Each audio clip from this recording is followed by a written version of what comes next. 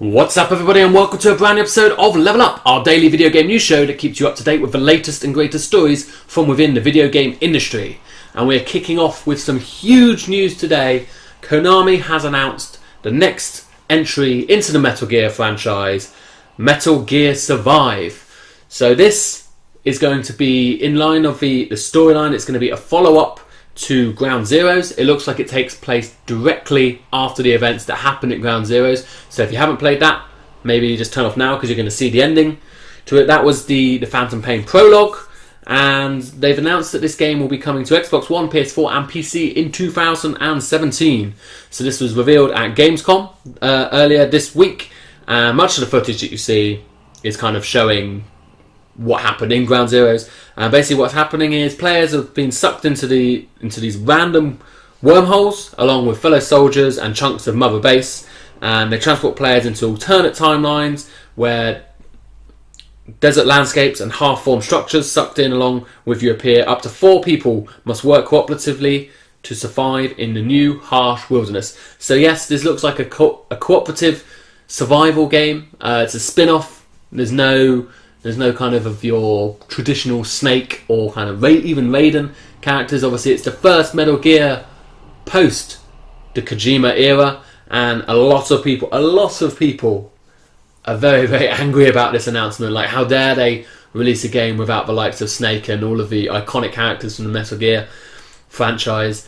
And in addition to that, how dare they even do another Metal Gear? I mean, this Metal Gear was, whenever they announced it, was always going to be received with a little bit of skepticism. I think they haven't removed themselves far enough from Kojima yet. The Phantom Pain hasn't even been out a year yet, and they're already announcing the next game, and they're saying that's out next year.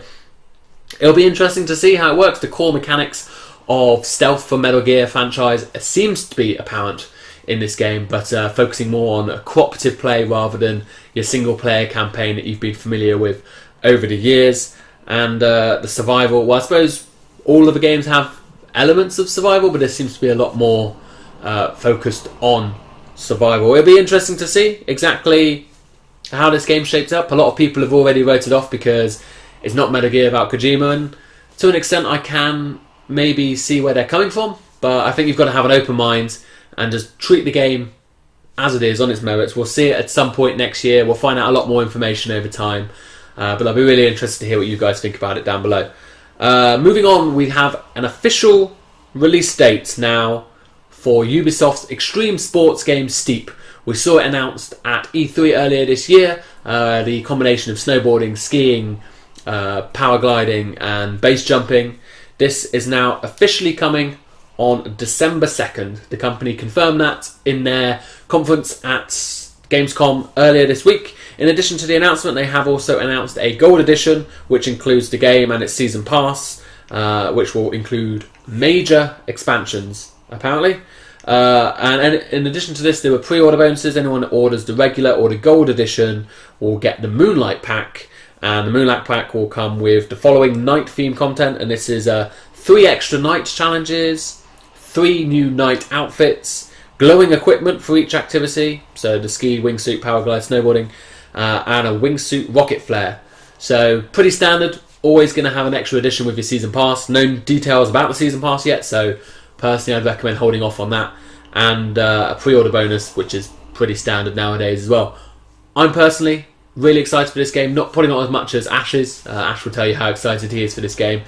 But it's good to see that they have put a December date on this. We're kind of worried whether or not this and South Park would release in the same month, but it appears to be the case now. So look forward to that on December 2nd. In addition to their announcement of Steep, Ubisoft has also revealed a release date for a bunch of their VR games coming this year. First up was Eagle Flight, which we saw was being made. We saw that previewed at E3. It's the one where, well, it's a very apt name. You are an eagle flying around the streets of Paris. That will be coming to Oculus Rift on October 18th. The PlayStation VR will follow a little bit later on November 8th, and then the Vive version will be even later on December 20th. So the one you probably really want to look for there is November 8th for the PlayStation VR. In addition to this, they talked about their Star Trek Bridge Crew game, which basically looks like where you just control the Enterprise or something from Starfleet. That's coming to all platforms on November 29th. And their third and final game that they announced a release date for was their medieval-themed Werewolves Within, and that will be coming again to all platforms on the same day, December 6th. So this was a multiplayer game where it challenges players to discover who is the werewolf. So that sounds like quite an interesting game, quite a fun game. Plenty of announcements there from Ubisoft. Some games more excited for than others. Obviously, Steep right at the top, but I think Eagle Flight looks quite cool. Werewolves I'll be on the fence about, and the Star Trek one doesn't really interest me at all. I think that's more of a VR experience personally, unless you're really going to be a huge Star Trek fan, probably not one that is going to excite you too much. Moving on to Xbox, and they've been talking a little bit about VR recently. They were talking at Gamescom about their new Scorpio console that was revealed at E3 this year, and they've been trying to put to rest any concerns about the fact that this console may have exclusive games, because obviously it's a lot more powerful than the Xbox One, the Xbox One S.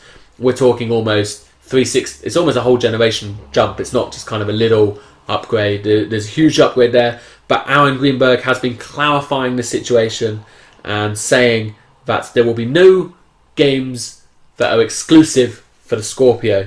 No console exclusive games for Scorpio.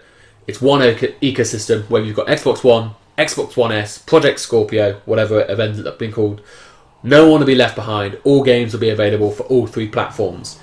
There was a slight caveat to that though. What he did say was that with the power of Scorpio, it now means they can enter the high fidelity VR market. So they haven't officially confirmed what will be supporting it. We assume the Oculus Rift, but it appears that if you want to play VR games, that will be exclusive to the Scorpio. But any kind of normal, traditional console games, you'll be able to play all across there. That's kind of pretty much what we've expected all along anyway. It's going to be a console I'm going to be picking up anyway, and if you're big on VR, it's still cheaper than buying a high-end piece. Well, we don't know officially yet, but I would imagine it's still going to be cheaper than buying a high-end PC.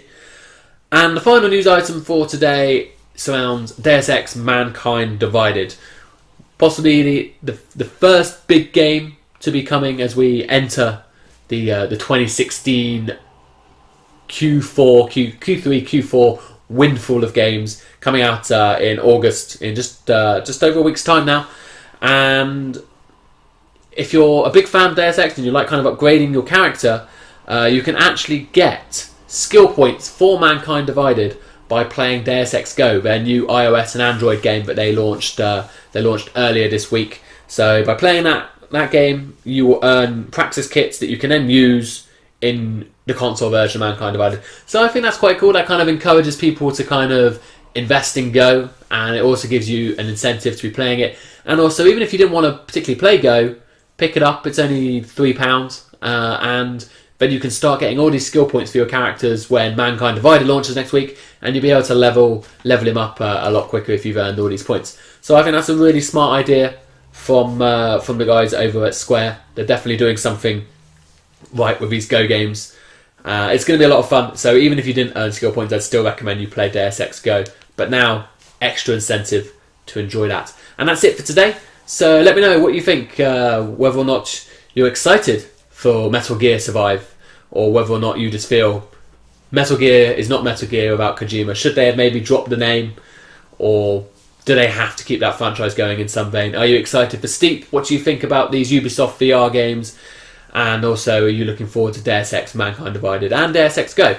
Let me know all your thoughts down below. Make sure you come back tomorrow for a brand new episode of Level Up with all the latest video game news. But for now, thanks for watching everyone, and I'll see you all next time.